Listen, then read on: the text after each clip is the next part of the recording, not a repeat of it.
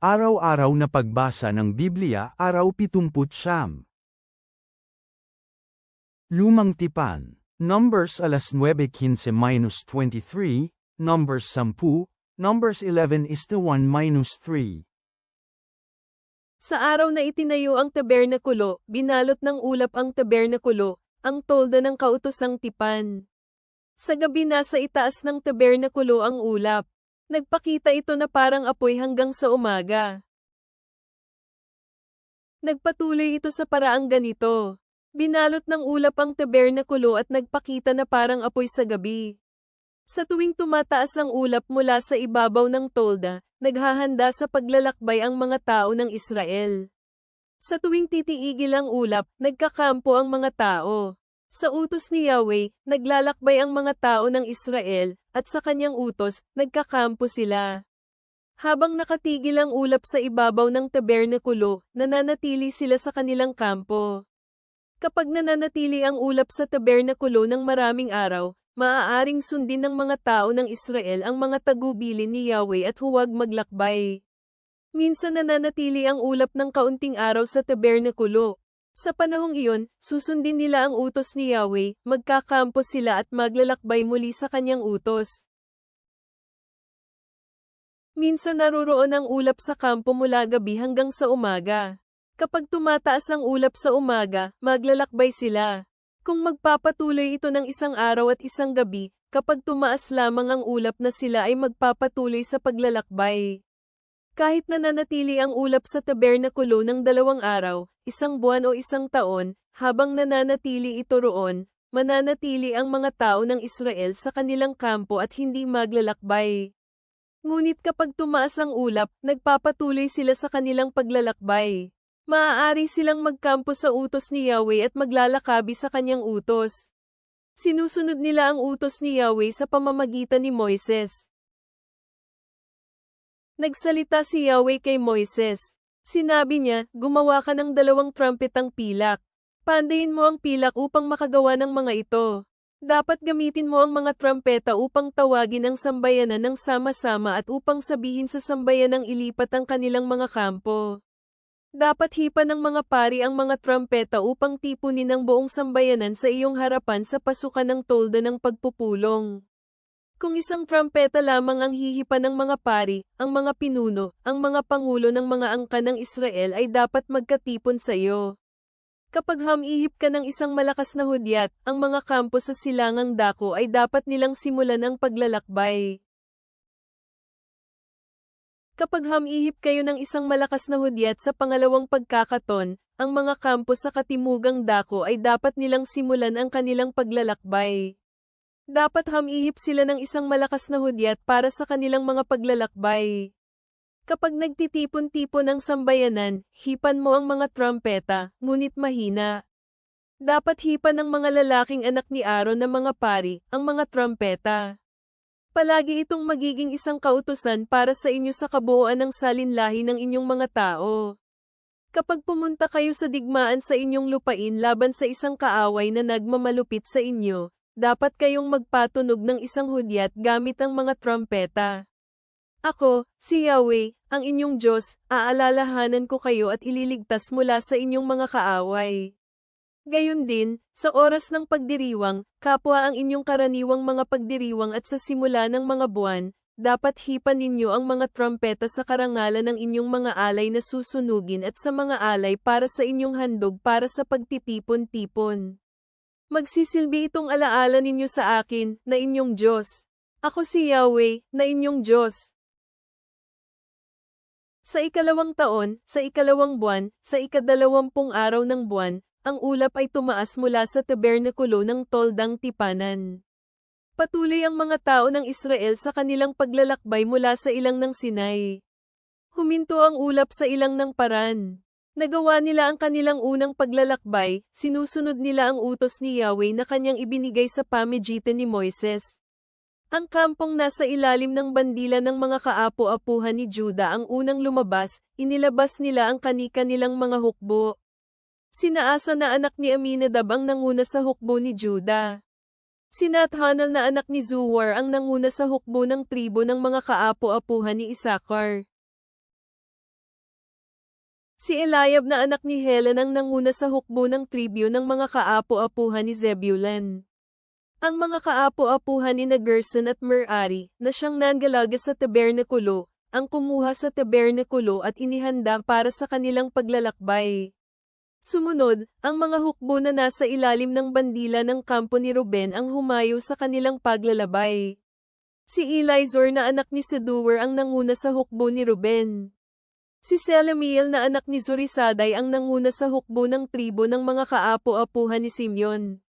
Si Eli Asaph na anak ni Dual ang nanguna sa hukbo ng tribo ng mga kaapo-apuhan ni Gad. Humayo ang mga tribo ni Kohatita. Dinala nila ang kagamitan ng banal na santuaryo. Nagtayo ang iba ng kanilang tabernakulo bago dumating ang mga Kohatita sa kasunod na kampo. Ang mga hukbo na nasa ilalim ng bandila ng mga kaapo-apuhan ni Ephraim ang sumunod na humayo. Si Eli Sama na lalaking anak ni Amyud ang nanguna sa hukbo ni Ephraim. Si Gamaliel na lalaking anak ni Pedasur ang nanguna sa hukbo ng tribo ng mga kaapo-apuhan ni Manases. Si Abida na lalaking anak ni Gideon ang nanguna sa hukbo ng tribo ng mga kaapo-apuhan ni Benjamin. Ang mga hukbong nagkampo sa ilalim ng bandila ng kaapo-apuhan ni Dan ang huling lumabas. Si Ahiezer na lalaking anak ni Amos Aday ang nanguna sa hukbo ni Dan. Si Pagel na lalaking anak ni Okren ang nanguna sa hukbo ng tribo ng mga kaapo-apuhan ni Azer. Si Ahira na lalaking anak ni Inan ang nanguna sa hukbo ng tribo ng mga kaapo-apuhan ni Neftali. Ito ang paraan ng mga hukbo ng mga tao ng Israel sa paghayo sa kanilang paglalakbay. Nagsalita si Moises kay Hobab na lalaking anak ni Ruel na Medianita. Si Ruel ay ama ng asawa ni Moises. Nagsalita si Moises kay Hobab at sinabi, maglalakbay kami sa isang lugar na inilarawan ni Yahweh. Sinabi ni Yahweh, ibibigay ko ito sa inyo. Sumama ka sa amin at gagawan ka namin ng mabuti. Ipinangako ni Yahweh na gagawa siya ng mabuti sa Israel. Ngunit sinabi ni Hobab kay Moises, hindi ako sasama sa inyo. Pupunta ako sa aking sariling lupain at sa aking sariling mga tao. At sumagot si Moises, pakiusap, huwag mo kaming iwan. Alam mo kung paano magkampo sa ilang. Dapat bantayan mo kami. Kung sasama ka sa amin, gagawin namin sa iyo ang parehong kabutihang ginawa ni Yahweh sa amin. Naglakbay sila sa loob ng 3 araw mula sa bundok ni Yahweh. Nauna sa kanila ang kaba ng tipan ni Yahweh ng 3 araw upang maghanap ng lugar na maaari nilang mapagpahingahan. Nasa itaas nila ang ulap ni Yahweh sa araw habang naglalakbay sila. Sa tuwing ilalabas ang kaban, sasabihin ni Moises, tumindig ka, Yahweh.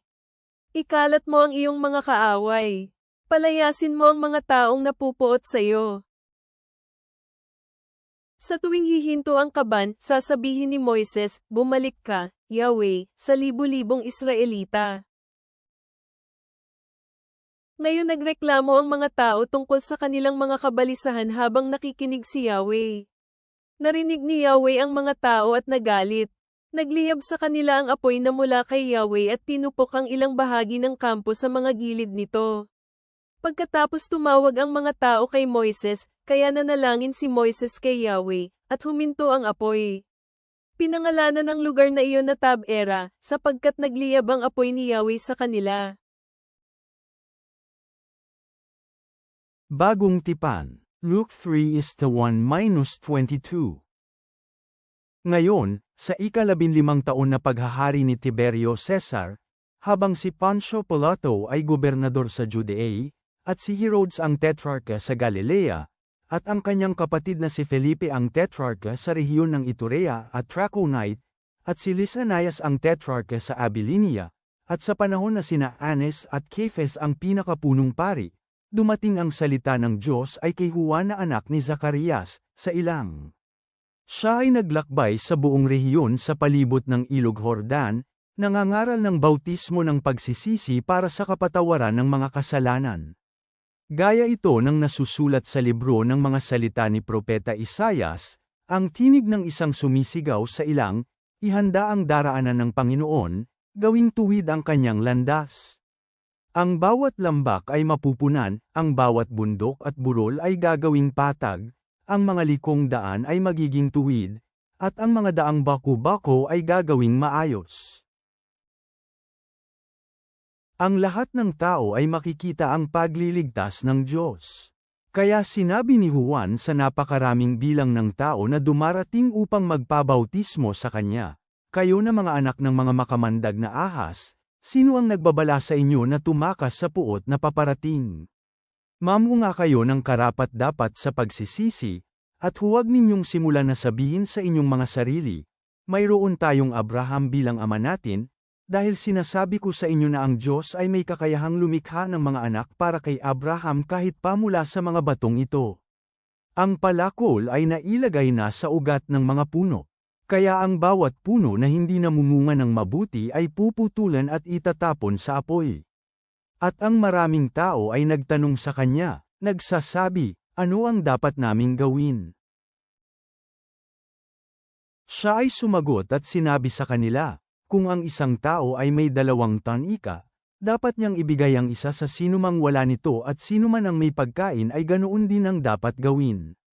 At may ilang mga maniningil ng buwis ang dumating upang mabautismuhan, at sinabi nila sa kanya, "Guro, ano ang dapat naming gawin?" Sinabi niya sa kanila, "Huwag kayong maningil ng higit sa dapat ninyong sinisingil." May ilang mga kawal rin ang nagtanong sa kanya, nagsasabi, "At paano naman kami? Ano ang dapat naming gawin?" Sinabi niya sa kanila, "Huwag kayong kumuha ng salapi kanino man ng sapilitan, at huwag ninyong paratangan ang sinuman ng hindi totoo. Masiyahan kayo sa inyong mga sahod." Ngayon, habang ang mga tao ay sabik na naghihintay na dumating si Kristo, nagtataka ang bawat isa sa kanilang mga puso kung si Juan mismo ang Kristo. Sinagot sila ni Juan na nagsabi sa kanilang lahat, "Para sa akin, binabautismuhan ko kayo ng tubig, ngunit may isang paparating na mas higit na makapangyarihan kaysa sa akin, at hindi ako karapat-dapat na magkalagman lang ng tali ng kanyang mga pnyapaks. Siya ang magbabautismo sa inyo ng banal na espiritu at ng apoy. Ang kanyang kalaykay ay hawak niya sa kanyang kamay upang linisin ng mabuti ang kanyang giikan at upang tipunin ang trigo sa kanyang kamalig. Ngunit susunugin niya ang dayami sa apoy na hindi mamamatay kailanman." Sa pamamagitan ng iba pang madaming panghihikayat, ipinang-aral niya ang magandang balita sa mga tao. Sinaway din ni Juan si Herodes na tetrarka, dahil pinakasalan niya ang asawa ng kanyang kapatid na lalaki, na si Herodias, at sa lahat ng iba pang kasamaan na ginawa ni Herodes. Ngunit gumawa pa ng napakasamang bagay si Herodes. Ipinakulong niya sa bilangguan si Juan. At nangyaring ang habang ang lahat ng tao ay binabautismuhan, si Jesus ay nabautismuhan din. Habang siya ay nananalangin, ang kalangitan ay bumukas. Ang banal na espiritu ay bumaba sa kanya na may anyo na gaya ng kalapati, habang may isang tinig ang nanggaling sa langit, "Ikaw ang aking minamahal na anak. Lubos akong nalulugod sa iyo." Mga awit, Psalm 35:19-28. Huwag mong hayaang magdiwang sa akin ang mapanlinlang kong mga kaaway, huwag mo silang hayaang magawa ang kanilang masasamang mga balak. Dahil hindi sila nagsasalita ng kapayapaan, sa halip, nagpaplano sila ng mga salitang mapanlinlang laban sa naninirahan sa aming lupain na mapayapang namumuhay. Binubuka nila ng malaki ang kanilang mga bibig laban sa akin, sabi nila, "Ha, nakita namin ito. Nakita mo ito, Yahweh, huwag kang manahimik, huwag kang lumayo sa akin Panginoon. Bumangon ka at gumising para ipagtanggol ako, aking Diyos at Panginoon, ipagtanggol mo ang aking panig. Ipagtanggol mo ako, Yahweh aking Diyos, dahil sa iyong katuwiran, huwag mo silang hayaang magalak sa akin. Huwag mong hayaang sabihin nila sa kanilang puso na, nakuha na namin ang aming nais. Huwag mong hayaan na sabihin nila, nilamon namin siya. Ilagay mo sila sa kahihiyan at lituhin mo silang nagnanais na saktan ako. Nawa ang mga gustong humamak sa akin ay mabalat ng kahihiyan at kasiraan.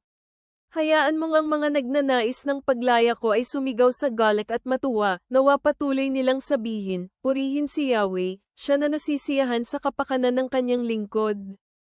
Pagkatapos nito ang katarungan mo at kapurihan ay buong araw kong ihahayag.